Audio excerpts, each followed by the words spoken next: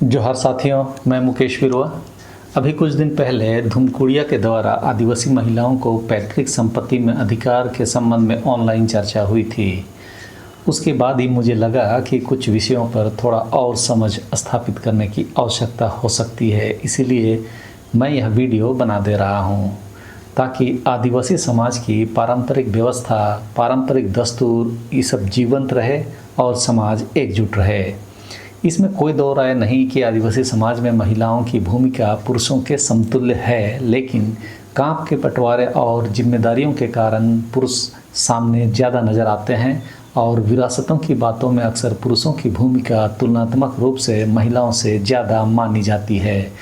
या इस तरह से कह सकते हैं कि सामूहिक तौर पर हम यह कह सकते हैं कि आदिवासी समाज भी पुरुष प्रधान समाज है। लेकिन मैं हमेशा कई सारे टर्मिनोलॉजी पर सवाल उठाता रहा हूँ। जो भी शब्द है या किसी भी शब्द की व्याख्या शायद आदिवासी समाज के लोगों से ज़्यादा बाहरी लोगों ने किया है और हम लोगों ने उसे अपना लिया। हम लोग सभ्यता के इस दौर में इतने आगे निकल चुके हैं कि यहाँ से वापस लौटना मुमकिन तो नहीं है। जैसे होमोसेपियंस जानवर ही थे, लेकिन होमोसेपियंस के शरीर में एक्सीडेंटल म्यूटेशन होता है उसके डीएनए में, जिस कारण दिमाग का विकास शुरू होता है और उसी दिमाग के विकास ने आज हमें सभ्यता के इस दौर में खड़ा कर दिया जहां विकास जीवन के लिए असंभावी हो गया है। तो कई चीज़ों के इस स्तर पर पहुंचने के बाद शायद ही हम वापस पुराने स्तर पर पहुंच पाएँ। उसी में एक बात यह हुई कि आदिवासी समाज भी पुरुष प्रधान समाज है, लेकिन सभ्यता के विकास के क्रम में कई सारे धोखे मानवता को मिले या मानव समूह को। इसके बारे में कभी और मैं बात करूंगा, लेकिन उन धोखों से मनुष्य सुधरने के बजाय बिगड़ता चला गया और अलग अलग तरह की सुविधायुक्त चीज़ों को अपनाता गया और उन्हीं सब चीज़ों को अपनाने के चक्कर में आज हम जहां पहुंचे हैं वहां उन सुविधाओं का उपभोग के बाद समस्या का समाधान नहीं होकर समस्याएं ज़्यादा पैदा हो गई है। अब हम वापस पैतृक संपत्ति पर लौटते हैं। महिलाओं का सम्मान देखा जाए तो आदिवासी समाज में किसी भी और समाज से ज़्यादा है। इसका अंदाज़ा आप इस बात से लगा सकते हैं कि सिंहभूम में हो आदिवासियों के बीच सेंसस 2011 के आधार पर महिलाओं की जनसंख्या पुरुषों की तुलना में ज़्यादा थी, जबकि पूरे देश में यह अनुपात जस्ट इसके विपरीत था, क्योंकि गैर आदिवासी अभिजात्य वर्ग के लोगों में लड़की बच्ची को कोख में ही मार देने की अघोषित परंपरा है। आदिवासियों के जो संस्कार संस्कृति है उसमें भी महिलाओं की भूमिका पुरुषों के बराबर ही होती है। बच्चे का जन्म संस्कार जब होता है उसमें पुरुष और स्त्री दोनों के साथ एक समान ही व्यवहार होता है। जब तक शुद्धिकरण नहीं होता है तब तक स्त्री और पुरुष दोनों को ही विशेष ध्यान रखने की परंपरा मानी गई है। इसमें पुरुष को अलग से कोई सुविधा नहीं है। स्त्री और पुरुष यानी कि माँ और पिताजी दोनों को ही एक समान परंपरा का सम्मान करना पड़ता है। विवाह के समय में भी स्त्री और पुरुष दोनों ही एक समान जिम्मेदार होते हैं, कोई भी कम या ज़्यादा नहीं।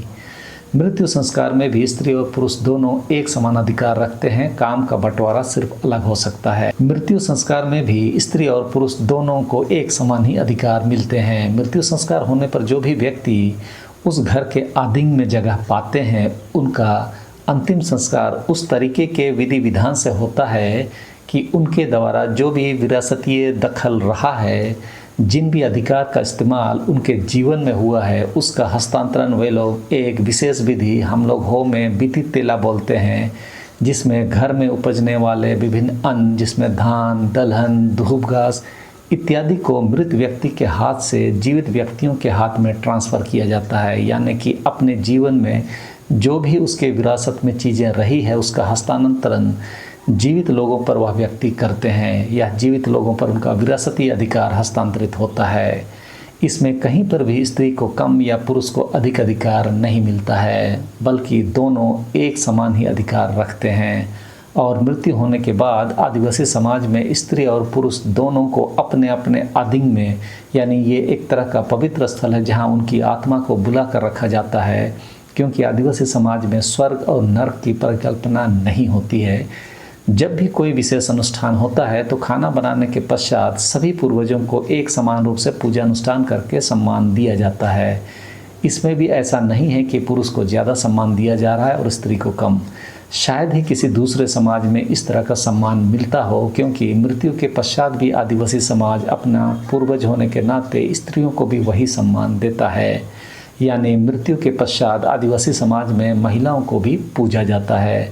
कोई भी महिला जब शादी नहीं करती है तो ये सारे अधिकार उसे अपने पिता के घर में मिलता है और शादी के बाद यह सब अधिकार वह अपने पति के घर में पाता है। जहाँ पर अंतिम रूप से व्यक्ति को दफनाया जाता है वहीं पर उसका विरासत का अधिकार निहित होता है। मतलब यदि लड़की की शादी नहीं होती है तो पिता के यहाँ और शादी हो जाती है तो पति के यहाँ। यह आदिवासी समाज का पारंपरिक दस्तूर है और यह सदियों से चला आ रहा है। लोग आज भी उसे मानते हैं और अपनाते हैं। अब समस्या उत्पन्न होती है पैतृक संपत्ति के बंटवारे को लेकर।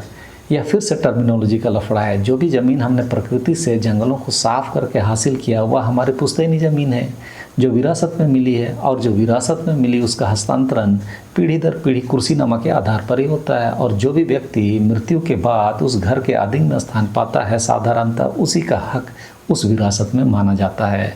महिला जब तक शादी नहीं करती है तब तक पिता के घर में वह सारे सम्मान का हकदार है, लेकिन शादी के बाद उसका हक पति के घर में कंटिन्यू रहता है।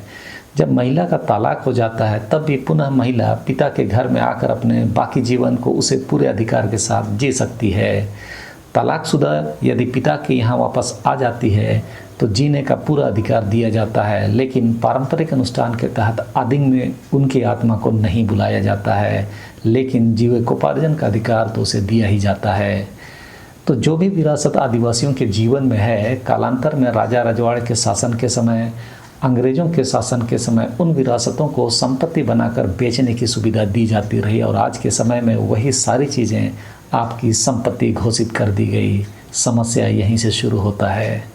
बिरसा मुंडा ने सामूहिक विरासत को ही व्यक्तिगत संपत्ति बनाने के खातियानी प्रयास का ही विरोध किया था कि आदिवासियों का जल, जंगल और ज़मीन विरासत है, वह व्यक्तिगत नहीं है, और अंग्रेज़ के उस प्रयास का उन्होंने विरोध करते हुए हुलगुलान किया था। जब से खातियान मिला है, जो भी विरासत पुरखों से हमें हासिल हुआ था वह सब अब संपत्ति बन गया। जैसे ही आपकी ज़मीन संपत्ति बन गई, आपके ऊपर टेनेंसी एक्ट लागू कर दिया गया और अब आप अपनी ज़मीन गिरवी रख सकते हैं, बेच भी सकते हैं। जबकि वही सारी चीज़ें जब सामूहिक रूप से थी तो उसे अंग्रेज भी नहीं ले जा सकते थे, उसे कोई दूसरा व्यक्ति भी नहीं ले जा सकता था। और जब खतियान मिला तो हम लोग मालगुजारी देकर इसलिए खुश थे कि वो ज़मीन अब हमारी हो गई, ये हमारे नाम से लिखी गई। हमसे मालगुजारी लेकर हमारा हक होने की बात सरकार ने हमारे अंदर डाल दिया। वास्तव में मालगुजारी सिर्फ एक किराया है जो मालिक और किराएदार के संबंध पर आधारित है। इससे आप ज़मीन के उपयोगकर्ता बने रहते हैं, मालिक नहीं। तो इस तरह की व्यवस्था आपके ज़मीन पर शासकों ने कर दिया। आदिवासी समाज में, जैसे हमारे हो समाज की बात कहूँ तो लड़के के घर में ही शादी संपन्न होने की परंपरा रही है।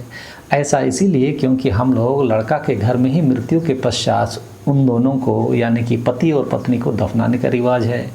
तो जहाँ उन्हें दफनाया जाता है वहीं उनकी सारी शादी से संबंधित प्रक्रिया संपन्न करने की परंपरा हो समाज में रही है, और वहीं मृत्यु के पश्चात पारंपरिक रीति रिवाज से दफनाने की प्रथा है। क्योंकि पुरुष के हक और अधिकार के मार्फत ही स्त्री उस घर में स्थान पाती है। शादी के बाद पति का गोत्र ही महिला का गोत्र हो जाता है। इस पर और विस्तार से जाने की ज़रूरत है। यदि सुप्रीम कोर्ट में इधर से भी किसी हलफनामे की ज़रूरत होगी तो हम ज़रूर प्रयास करेंगे। तो आदिवासी समाज में महिलाओं को धर्म दस्तूरों के आधार पर पुरुषों से कोई भिन्नता नहीं रखी गई है। इसके अलावा जब भी पर्व त्यौहार होता है तो महिलाओं को पूछकर ही तारीखें तय की जाती है। यह हो समाज की बहुत पुरानी परंपरा है, लेकिन हालिया दिनों में आदिवासी हो समाज महासभा जैसे संस्थाओं के अस्तित्व में आने के बाद आज के समय में तारीखें ठाकुर प्रसाद पंचांग या जो कैलेंडर बाजार में मिलता है उसको देकर तय किए जा रहे हैं। लेकिन परंपरा में तो किसी भी गांव में मांगे पर्व हो, बहा पर्व हो तो दिउरी की पत्नी से ही पूछा जाता है कि त्यौहार हम कब मनाएं, और उनके कहने के आधार पर ही त्यौहार की तिथि तय की जाती रही है। तो आज हम उस परंपरा को उस रूप में तो पालन नहीं कर रहे हैं। इसका मतलब यह नहीं कि समाज में महिलाओं को नज़रअंदाज कर दिया गया है। अब हो क्या रहा है कि जो भी तिथि महासभा की ओर से तय होती है उस तिथि की जानकारी दिउरी की पत्नी को दी जाती है, और उसके सहमति पर एक सप्ताह के पहले या एक सप्ताह के बाद तक के दिनों पर त्योहारों को मनाने का दिन तय किया जाता है। हाँ, आधुनिक समय के हिसाब से आजकल अधिकतर त्यौहार एक ही दिन में मनाए जाने लग रहे हैं। कई सारी समस्याएं व्यक्तिगत जीवन में प्रत्येक की ज़िंदगी में होता है। कहीं पर घर में लड़ाई झगड़े भी साधारणतः होते हैं, तो किसी घर में आपसी विवाद में यदि किसी महिला को जब उस घर में वो रह रही है उस समय यदि समान हक नहीं दिया जाता है तो सबसे पहले पारंपरिक ग्राम सभा में मुंडा की अध्यक्षता में उसे समुचित हक दिया जाना चाहिए। यदि समस्या का समाधान वहाँ नहीं हो पाता है तो महासभा जैसे सामाजिक संगठन को इसका संज्ञान लेते हुए इसका निदान करना चाहिए। लेकिन एक परिवार की समस्या को पूरे समाज में हम जनरलाइज नहीं कर सकते। समस्या यहीं से शुरू होती है कि कई लोगों की जो व्यक्तिगत समस्याएं हैं, कोई महिला तलाक लेकर अकेली पड़ी हुई है, तो कोई महिला विधवा होकर सहयोग नहीं मिलने के कारण परेशान है।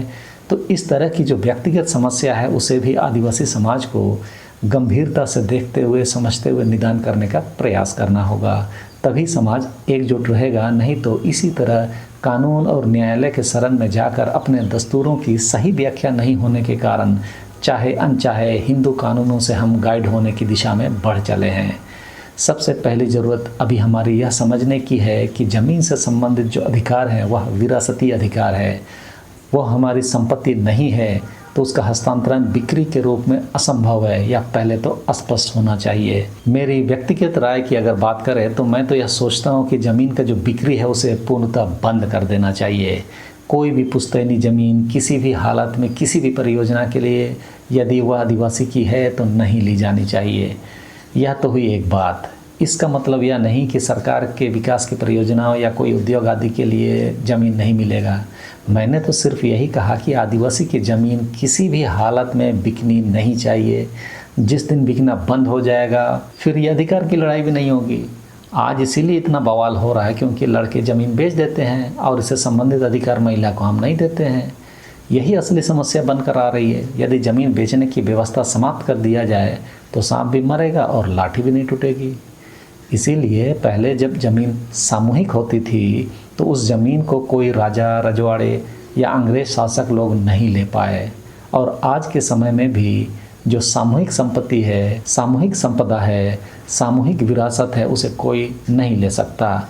तो जो हमने विरासत में हासिल किया है वह तो सामूहिक ही थी, लेकिन जैसे ही खतियान बना हमारा लालच बढ़ा और हम दिकों के लालच में आकर हम भी दिकों की तरफ व्यवहार करने लगे और जो विरासत में मिली संपत्ति है उसे बेचना शुरू कर दिए। अब बात ये उठेगा कि अगर बिकेगा नहीं तो फिर विकास कैसे होगा? बिल्कुल होगा। हम लीज पर ज़मीन देंगे, चाहे सरकार हो चाहे उद्योग हो, और प्रत्येक महीने उसका भाड़ा ज़मीन मालिक को मिलता रहेगा। इसमें कोई समस्या नहीं है। जितना सरकार को ज़मीन चाहिए लीज पर ले लेगी तो हर महीने उसे पैसा आता रहेगा और इसमें कोई दिक्कत तो नहीं होनी चाहिए, और पैसा सभी भाई बहन बांट ले। लेकिन समस्या यह है कि जो भी अभिजात्य वर्ग है, सरकार है, वह चाहती है कि बिना रोक टोक के जल जंगल और ज़मीन का शोषण वो कर सके। इसीलिए वह इस तरह की व्यवस्था पर नीति बनाने के बजाय लूटने की नीति में लगी रहती है और आदिवासियों को कमज़ोर करने के लिए इस तरह के विवाद पर मौन रहती है और आपको भूमि अधिग्रहण जैसे मुद्दों में उलझा कर रखती है। जब कोई रास्ता बनता है तो उसमें अरबों का माल इधर से उधर जाता है। कोई उद्योग लगाता है तो वह करोड़ों कमा लेता है, लेकिन वो ज़मीन मालिक जिसके पूर्वज सदियों से उस ज़मीन की सुरक्षा करते आए हैं, इस्तेमाल करते आ रहे हैं, उसको एक मुश्त कुछ लाख रुपए पैसे देकर असहाय कर दिया जाता है, जिम्मेदारी से मुक्त कर दिया जाता है। और आदिवासी क्योंकि पैसे का इस्तेमाल नहीं जानता है तो औने पौने चीज़ों में पैसा खर्च करके वो पैसा तो कुछ दिनों में ख़त्म कर देता है और उस ज़मीन पर वह विरासती अधिकार भी खो देता है जो उसके पूर्वजों ने हासिल किया था। इसीलिए मैं ये कह रहा हूँ कि बिक्री का क्लॉज ही पूरी तरह क्लोज कर देना चाहिए, बंद कर देना चाहिए। यदि हम लोग हिम्मत कर सके तो हम उसी स्तर पर दोबारा पहुँचें जहाँ पर आदिवासी ज़मीन का खतियान ही समाप्त कर दिया जाए और सामूहिक संपत्ति के रूप में ही गाँव में खेत और खलिहान रहे। आड़ लगाकर हम अपना ज़मीन का बंटवारा रखेंगे। मैं ऐसा इसीलिए सोचने पर मजबूर हो रहा हूँ क्योंकि इस समस्या का जड़ ही ज़मीन है, जिसका हक आदिवासी समाज में संपत्ति के रूप में महिलाओं को नहीं दिया जा रहा है। जो हक दिया जा रहा है वह विरासत के रूप में है, लेकिन पुरुषों को विरासत के साथ संपत्ति के रूप में भी हक हम दे रहे हैं, जिस कारण से समस्या उत्पन्न हो रही है।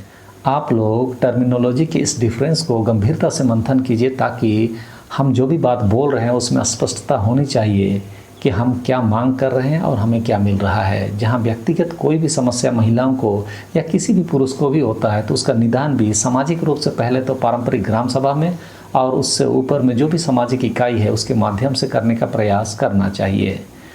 तो मेरे हिसाब से समाधान तो सामूहिकता में है, समाधान तो व्यक्तिगत हित में नहीं है। सामूहिकता सोचें, सामुदायिकता सोचें और एकजुट होकर अपने आदिवासी समाज को प्राकृतिक विरासतों के साथ आगे बढ़ाने का काम करें। भौतिक दुनिया के कागजों के भरोसे हम अपनी प्राकृतिक विरासत को बचा पाएँ, इसमें गंभीर संदेह है। आपको यह बात माननी पड़ेगी कि मौजूदा समय में कई सारे रूढ़ियों को हमने भला बुरा समझा और त्याग दिया, कागजों को अपना लिया और अब जब समस्या उस कारण से उत्पन्न हो रही है तो उन्हीं कागजों में हम अपना निदान खोज रहे हैं, लेकिन अपनी परंपरा का दावा भी नहीं छोड़ रहे हैं और वह परंपरा आपके कागजों में लिखा हुआ नहीं है। तो यहाँ लड़ाई इसीलिए भी बराबरी का नहीं हो रहा है क्योंकि लिखा हुआ और मौखिक परंपरा के बीच तब तक न्याय नहीं मिल सकता जब तक कि मौखिक परंपरा को समझने वाला कोई न्यायालय में ना हो। जमीन को बेचने का अधिकार लड़कों को देकर हम कहीं न कहीं अपने समाज को बंटवारे के कगार पर ला तो दिए ही हैं, इसमें तो कोई दो राय नहीं। इसीलिए भी विवाद की जड़ को समाप्त करने का एक ही तरीका है कि आदिवासी ज़मीनों का बिक्री पर पूर्ण प्रतिबंध लग जाना चाहिए। जो भी काम आदिवासियों की ज़मीन पर हो वह लीज के आधार पर हो और उसका भी एक रेट तय होनी चाहिए। जिस तरह भूमि अधिग्रहण के लिए रेट तय है वैसे ही लीज के लिए भी रेट तय होनी चाहिए। जो परंपरा है वह महिला और पुरुष को अलग अलग सुविधा नहीं देती है। हो समाज में जब भी सामूहिक पूजा अनुष्ठान होता है उसमें सभी को उन पूजा अनुष्ठानों में पर्व त्योहारों में शामिल होने का मौका देता है। जहां व्यक्तिगत पूजा होता है उसमें महिलाओं को शामिल नहीं किया जाता है क्योंकि महिलाएं घर में खाना आदि बनाती है जबकि पुरुष बाहर में पूजा अनुष्ठान करके घर को आते हैं। तो दोनों जगहों का काम है, इसीलिए महिलाओं को बाहर जब पूजा अनुष्ठान होता है तो उसमें शामिल नहीं किया जाता। एक बात आपको और बताते चलूँ, मेरे गांव में जिस इलाके में है उस तरफ हेरो पर्व में खेत में हम लोग पूजा नहीं करते हैं, सिर्फ घर के आदि में ही पूजा होता है जो कि अक्सर महिलाएं करती है। और एक विशेष पूजा पद्धति जिसको जोमसुतम भी हम लोग बोलते हैं वो लोग करती है। इसका मतलब यह नहीं है कि पुरुषों को अधिकार से वंचित कर दिया गया है, यह काम का बंटवारा है। इसे परंपराओं से आदिवासी समाज सहेजे हुए है, इसे उसी रूप में जाना और समझा जाना चाहिए। और जहाँ तक दस्तूर की बात है, कई परिवर्तन समय के अनुकूल हुए हैं जिसमें से यह भी है कि पूजा का प्रसाद यानी कि मांस महिलाएं नहीं खा सकती। मेरे ख्याल से यह परंपरा गलत मनोवैज्ञानिक समझ से उत्पन्न होकर उसी रूप में अपना लिया गया। इस पर आदिवासी समाज को गंभीरता से मंथन करना चाहिए क्योंकि जब वह प्रसाद होता है तो वह लिंग नहीं देखता कि वह स्त्री है या पुरुष। तो किसी न किसी व्यक्ति के ज़रूरतों के मद्देनज़र ऐसा चलन शुरू हुआ होगा और आज ये हमारा दस्तूर बन गया। तो ऐसे दस्तूर पर हमें व्यापक स्तर पर चर्चा करने की ज़रूरत है क्योंकि स्त्री और पुरुष दोनों आदिवासी समाज के अभिन्न अंग हैं। उन्हें व्यक्तिगत तौर पर यदि किसी कारण से किसी अनुष्ठान में शामिल नहीं किया गया, इसका मतलब महिलाओं को ही उस अनुष्ठान से बाहर रखना यह थोड़ा ज़्यादती है। इसे हमें समझना होगा। हमारे समाज में पूजा से पहले जो उपवास होता है उसे कटप्त रूप बोलते हैं।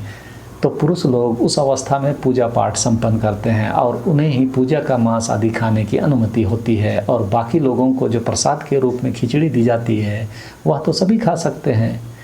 तो पैतृक संपत्ति और महिलाओं के सम्मान के संबंध में जो बात मैं रखना चाह रहा था वह कस्टम में है, उसे ही मैंने यहाँ रखने की कोशिश किया। और जहाँ तक सुप्रीम कोर्ट के फैसले का है तो उस दिन चर्चा में यह बात आई कि बहुत जल्द सुप्रीम कोर्ट में रिवीजन पिटीशन डाला जाएगा और यदि वे लोग चाहेंगे कि मैं अपने कस्टम से संबंधित चीज़ों को लिपिबद्ध करके उन्हें दे सकता हूं ताकि आदिवासियों के दस्तूरों को, परंपराओं को सही ढंग से न्यायालय में रखा जा सके, तो मैं ज़रूर करूंगा। तो इस वीडियो में अभी के लिए इतना ही। सबों को धन्यवाद। जोहार।